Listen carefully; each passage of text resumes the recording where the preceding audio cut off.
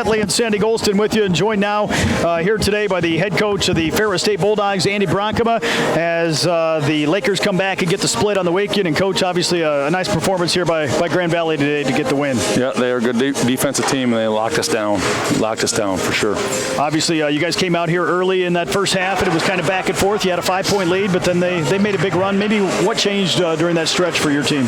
We missed a bunch of shots. Some of them were open, some of them were well defended, and we let that affect our energy on the defensive end. We gave them some transition layups, and we got down on ourselves, and we were unable to come back. Obviously, you go into halftime down 35-22. Maybe what was the emphasis coming out here early in the second half? We just keep reminding them of what we're trying to accomplish, and they're just a good defensive team. So when you miss shots, you can't let it destroy your energy or destroy the next play's potential, and that's what we did. We give them a lot of credit. You knew they were going to bounce back. It's just hard to. We haven't played a season like this, so we're starting to experience all these experiences. At first, it was us that was bouncing back on the Saturdays, but there's just no way to explain the energy that the other team's going to come out with. Even though we felt it, we just know they're going to come out stronger, and we have to meet that energy, and we didn't. We tried to, but they just kept coming, and they beat us up. Obviously, you said coming into the weekend they had maybe one of the best starting fives here in the conference, if not the best. How difficult was it to maybe try to contain them offensively at the other end?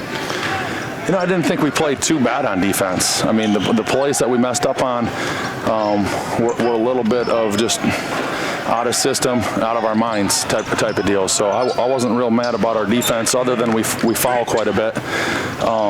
So we got to show our hands, and we got to be in better position there. And that's on me. That's the coaching. So I think I could take care of that. But we didn't make any shots, Robert, and we can go back to the film. I know what type of defensive team and program they are, so I'm not giving them credit. I think they're outstanding on defense. But we had a lot of open shots, and we missed them. And yesterday they missed them. So there you go. We got to make shots in basketball. Obviously, we've said it all year long. The GLIAC very competitive. Tough to win these back-to-back games and get a sweep on the weekend. And certainly this another one of those weekends. It's tough to win basketball games, but not if you make a lot of shots.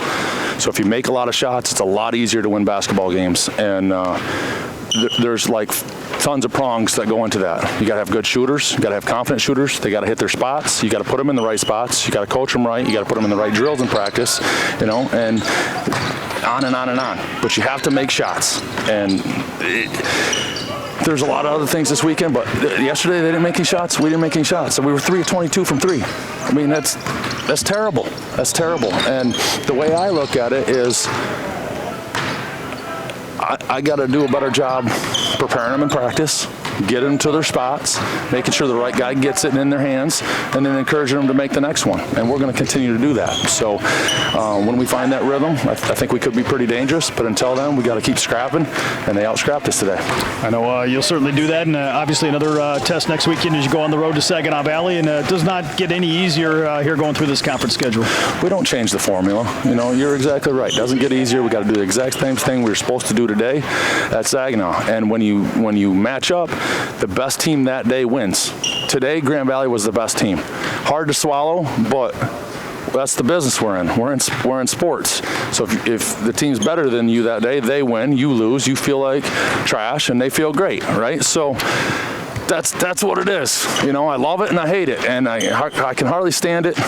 And we're moving on. We're learning. We're moving on to the next weekend, and we just crumble this up, all right? Because that's trash. Well, Coach, thanks for the time, and we look forward to talking to you again soon. And best of luck as you get ready for next week. All right, Robert.